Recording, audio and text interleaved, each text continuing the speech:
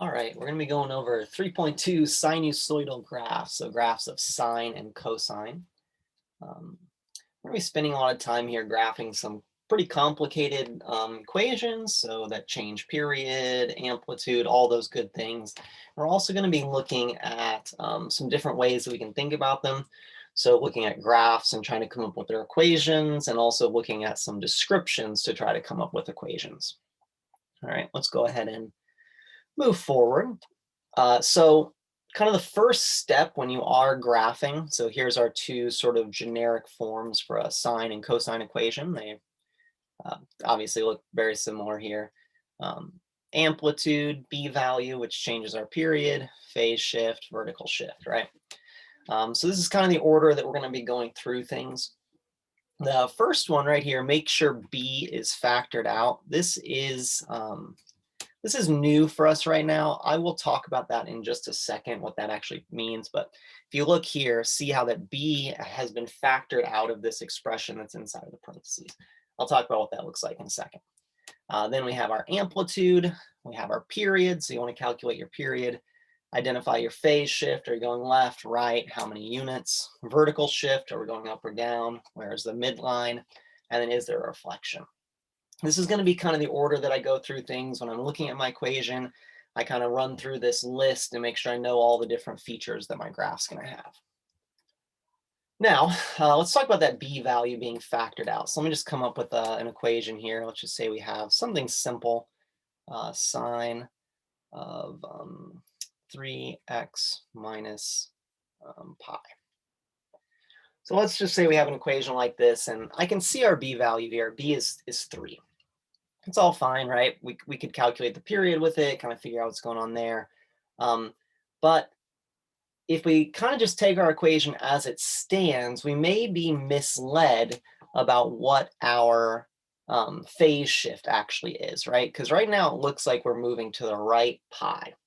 But that's not the case because our B value has not been factored out. We need to factor that 3, that B value, out of this expression here. So we factor it out, we divide it away, we end up with x minus pi over 3. And now we can see the true C value. So instead of what it appeared before to be a phase shift to the right of pi, it's actually only a phase shift of pi over 3. So we got to be careful with that. If the B is not factored out, we're not going to be representing that phase shift properly. We can do everything else. We can still get the period right and all that, but we will mess up our phase shift. So we do got to be careful with that and make sure that's factored out. So I went ahead and put that as our first step, just so that it's sort of in the appropriate format so we can then move forward and do all of these things. Again, when we start graphing, like at the beginning, I'm going to run through this list, make sure I do all these things. At that point, we actually need to start making a graph. And now I have these kind of lists of things that are going on here that we could follow, and I will try to follow this list as best I can. But there's also going to be some working out of order and also some other things that need to go on as we're sort of doing this. And really, I'm going to kind of group them together a little bit by where I'm going to need to be scaling my axis. So in these first 2 steps, which I'll go through right here, we use the D value, that's our shift up and down, to find where our equilibrium or midline is. And we use our amplitude to determine the upper bound, where our maximum values are, and our lower bound of our graph, where the minimum values will be. Both of these things require us to also kind of think about the scaling along our x-axis. So our y-axis, I misspoke there, right? Where the midline is, we need to know where that is on our y-axis and where our minimum and maximum values. So as we're doing this, we're going to need to be thinking about how we scale and kind of what our y-axis looks like. So while we're doing that, like kind of simultaneously, we're going to be thinking about the y-axis and making sure it's appropriate for our graph. And then we have these next 3 steps that I am going to group together as well, 3 through 5. All of these steps involve positioning along the x-axis, or where it starts and ends, middles, quarter points. All along these, we do need to be thinking about and making some decisions about how we count along our x-axis, how far do we need to go? Do we need to go into the negatives? Like all these different things. So there may be a little bit of out of order thinking because we do need to make sure our x-axis fits the graph well. So we use C to determine the first point. So the C value is our phase shift, shifting left or right. We want to know where that first cycle that we're going to be looking at actually starts, or our first period will start. Is it going to start at 0? Is it sort of standard? There's no phase shift. Are we moving to the right or left some number of units? We need to know where it's beginning. We also need to know where it's ending, so we can kind of add the period onto that. So we find our end point by adding the period onto that first point. And then we need to cut it up into quarters. We need to be able to cut that interval between where we start and where we end into these quarters. And so we do need to make sure our graph is scaled to kind of accommodate that. So we may do a little bit of this out of order in order to figure out the scaling along our x-axis. There is a really nice trick to sort of help figure out what we may want to count by. There's two things we need to look at. Dividing our period by 4 is a good kind of starting point that we can do. We take our period and we divide it by 4. That may be good enough for us to set up scaling along our x-axis. And also knowing how long our period is so that we make sure we go long enough or don't go too long. Because, you know, if our period is 2 pi, we don't want to count out to like 8 pi because that's like kind of going to be useless to us. So this is going to be kind of our starting point for x-axis. And once we have all that down, we want to make sure we've graphed our 5 friends, right? So whether we're graphing a sine curve or a cosine curve, make sure we use those 5 friends to have those in there so we can plot a proper sine or proper cosine curve. At this point, we need to really pay attention whether there's a reflection, right? Because if it's a sine curve and it's supposed to be reflected, but we don't graph it that way, right? We've got it wrong. We've done all this work and we've kind of made a mistake at the very end. So be careful with your reflection. Again, I'm going to try to run through these steps as I'm going through it. But again, there might be some out of order work going on depending on the particular equation that we look at and having to think about our scaling. All right, let's go ahead and go. So here's our first example. We have y equals 10 times sine of 2x minus pi plus 3. So right off the bat, we have this expression inside of our sine function, 2x minus pi. Our b value is 2, and we want to factor that out. It doesn't technically need to be the first step, but I like to do it just so I don't forget. Okay, so that's what I'm going to do first. I factor that out. So 2x minus pi is going to factor 2 times x minus pi over 2. Right? To factor it out, essentially, we're dividing it from both of these terms, and that's what we end up with. So I'm going to write it here just to sort of think about it this way. That way I can kind of ignore what this is and think about it in terms of the more accurate form. Now we have the proper phase shift represented, and we can see our b value. All right, now let's go through the rest of these things. So first thing we have, what is our amplitude? Our amplitude is the a value, or more accurately, the absolute value of this, but it's 10. So we're going to be going up 10 and down 10 from our midline. What is our period? Remember, period is 2 pi divided by b, which in this case is 2. 2 pi divided by 2, we have a period of pi. So we're going to be going pi units from the start of our cycle to the end of our cycle. And we are shifting to the right. It's minus, so to the right, pi over 2. So to the right, pi over 2. That means that we're going to start at positive pi over 2 for one of our cycles.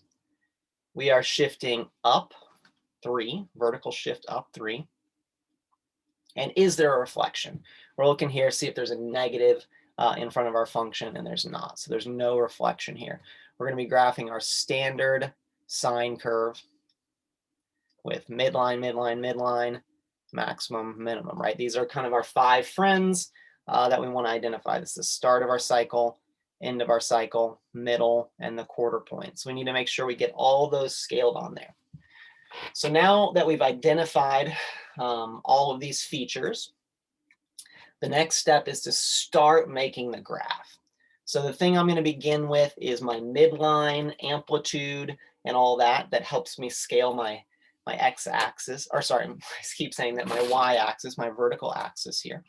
So I have +3, that means that our graph is moving up 3. So 1, 2, 3, that's going to be where our midline is. I am going to be going 10 up from there and 10 down from there. So I'm going to be going 10 up from here would be at 13. So I need to make sure my y-axis goes all the way up to 13. And 10 down from here, which would be -7. So I need to make sure my y-axis goes down to -7.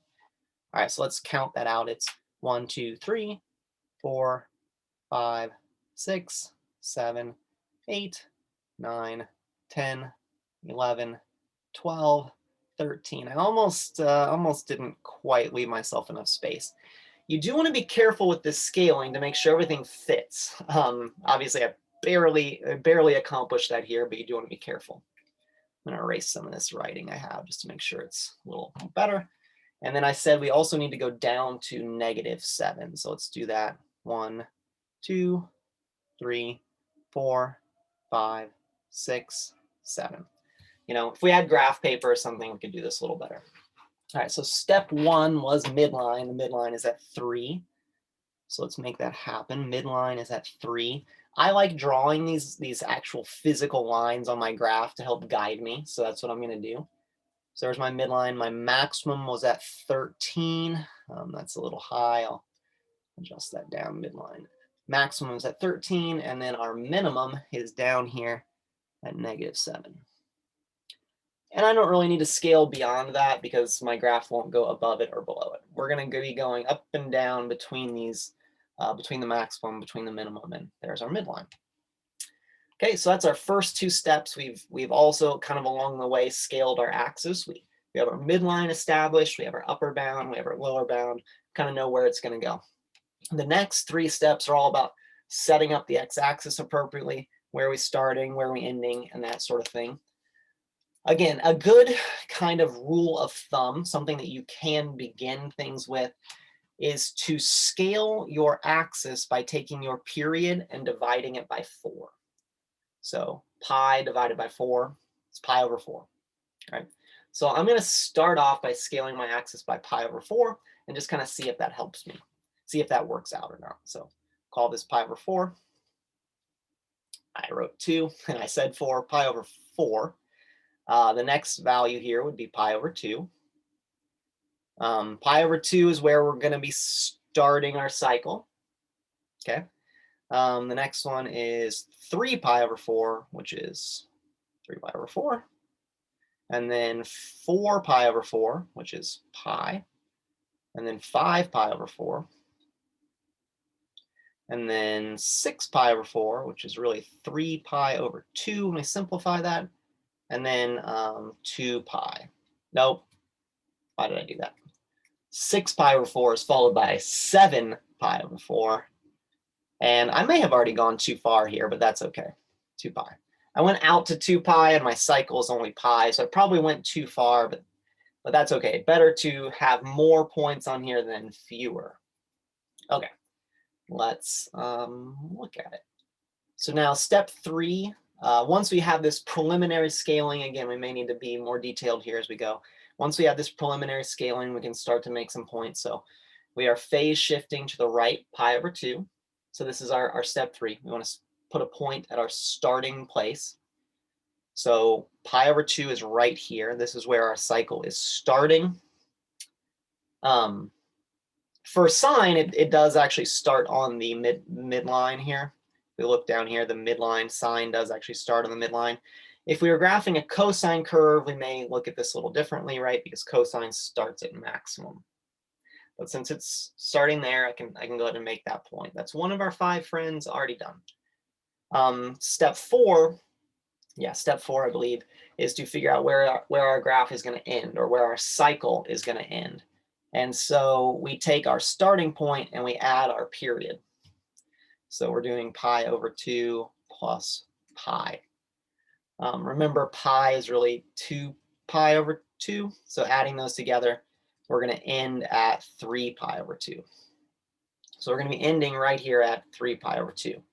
And sine also ends at the midline. So I can go ahead and make that point for us. So that's 2 of our 5 friends, right? Start, end. So our entire one cycle is going to take place right in there in between those and going all the way up and all the way down. From there, so that was step 4. Yeah, step 3 was make the starting point. Step 4 was make the ending point. The next one is to make sure we have all of the points in between. Make sure we have it at quartered, right? So we split it in half. The middle of this is pi. Finding the middle may be difficult on some graphs. Here, it's already nicely incremented for us, right? We can find the middle between these values really nicely. If not, we may need to look at where we start and where we end and average those. So we may have to add them together. Add them together, that's 2 pi, and then divide that by 2. So we may need to actually calculate the midpoint to be pi or whatever it ends up being. But in this case, since it is already nicely incremented, the scaling we chose in the beginning by dividing our period by 4 worked out nicely. In this case, we don't have to do this. We can just sort of see that's the middle right away. Anyway, sine is at its equilibrium there.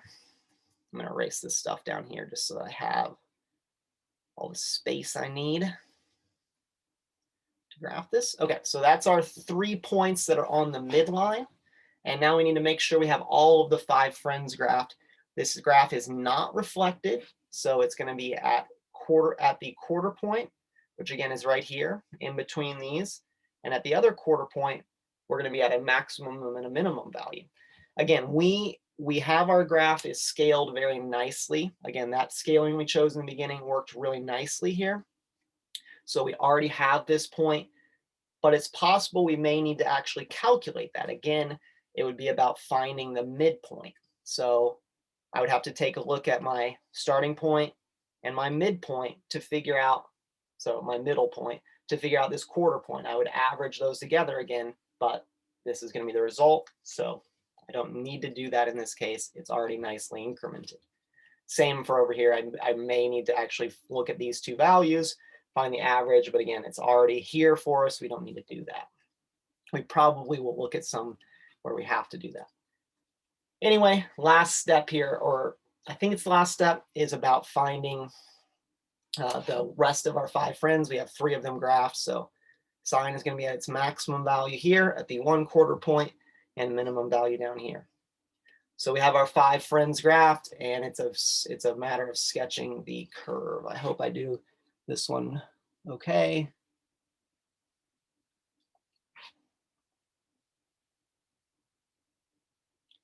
And okay, not terrible. It looks okay. So there is our one cycle of this sine curve graphed. Obviously, it will keep repeating itself on either side here, but that's all we need to accomplish for this problem. Looks maybe like my y-axis scaling wasn't perfectly even. This section up here looks a little smaller than the part down there, but it's fine. Looks good enough. We're gonna be happy with it and just move on. I'm gonna go ahead and clear this, so feel free to pause or go back if you want to take a look at this again. Okay, let's move forward. Okay, example 2 here. So we have another function. This time we're looking at a cosine equation. And yeah, so we're going to do the same process. I'm going to move a little faster with certain parts and make sure to focus on anything that's new. Okay, in this one, again, we're going to have to factor out the b. So the b is actually a pi, right? That's the coefficient for x. So we factor pi out. We end up with pi times x plus 1. Interesting. So now our b value is pi. That's going to be used to calculate our period. And we're actually shifting to the left 1, a whole number. Our axes are going to be scaled a little different than we maybe are used to. Moving forward, our amplitude, really remember there's a 1 there, even if it's not written. So our amplitude is 1, absolute value of this number. Period is 2 pi divided by b, which is pi in this case. Divide those out. We have a period of 2. So we're actually going to be counting our axis using using regular whole numbers, not fractions of pi. Continuing forward, what is our phase shift? Our phase shift is left 1. So we're going to be starting at -1. Start at -1. And our vertical shift is -3. So we are going down 3. We're going to be, our midline is going to be at -3. And there is a reflection. So yes, this graph is reflected. So when we graph it, we want to make sure that our points show a reflection. So for a cosine curve, remember that's starts at minimum, ends at minimum now, middle is maximum, and then the quarter points are on the midline. So when we go to graph it, we want to make sure it reflects, it is a reflected cosine curve for our 5 friends. All right, let's go through the steps here. Starting with our midline is at -3, and we have an amplitude of 1, so we're going to go 1 above that and 1 below it. So 1, 2, 3, that's the midline. We need to go 1 below that and 1 above it. This is a point where you can kind of adjust the scaling if you feel like it's kind of too cramped. So let's make use of all the space that we have here. Let's make sure we go all the way down. So that'll be the bottom. This is our midline. Yeah, that looks fine to me. So step 1, establish your midline. There it is, midline. Establish your upper bound. That's right here. Oh, that's not accurate. It's 1 above that. I was using -1, not 1 above that. Okay, let me adjust those really quickly. So upper bound, lower bound. Our graph is going to be in this narrow band. We shifted down a fair amount and we're only going up and down 1. So that's the first 2 steps accomplished. From there, we need to start thinking about our x-axis. So remember, a good place to begin is to divide this by 4. So 2/4 is actually a half. So counting by 1/2 on there should give us a good starting point. So 1/2, 1, 1.5, 2, 2.5, 3, and a period of 2. So I've counted plenty far out to the right. We are shifting to the left on our phase shift, so we want to make sure to go to the left. So -1/2, -1. We are starting at -1, so I want to make sure to get that far left. That's going to be where we start our graph and we move to the right. Okay, so step 3 is let's make a point at our starting value. So our starting value is -1. So -1 is kind of extending that down here. -1 would be right there. Because this is a reflected cosine curve, we actually start at minimum. I'm kind of transferring the scaling on our axis down to where the midline is, just so I can line things up nicely. So this is -1 here. I'm just kind of making that mark on my midline. It's not part of my graph or a point or anything. So cosine starts at minimum. Well, this reflected cosine curve will start at minimum. Next is let's establish where we're ending. So we're ending a full period from here, which is 2. So we need to add 2 onto this. So we're going to be ending at 1.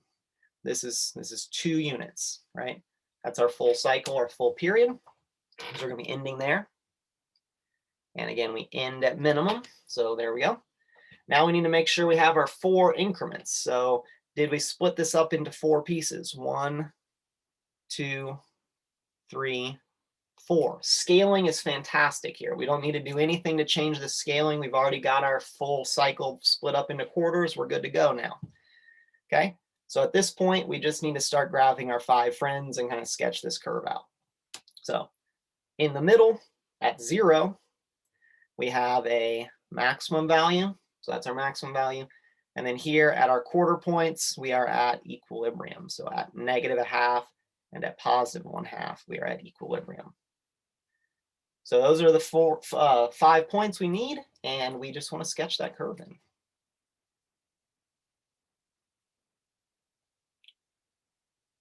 You may say this is kind of cramped and small there.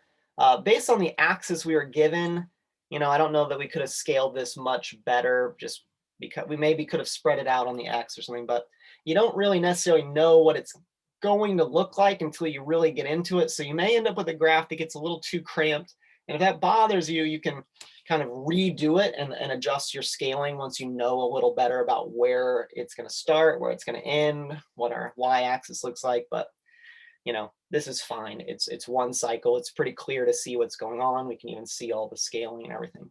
So we're happy with it here, but it is a little cramped.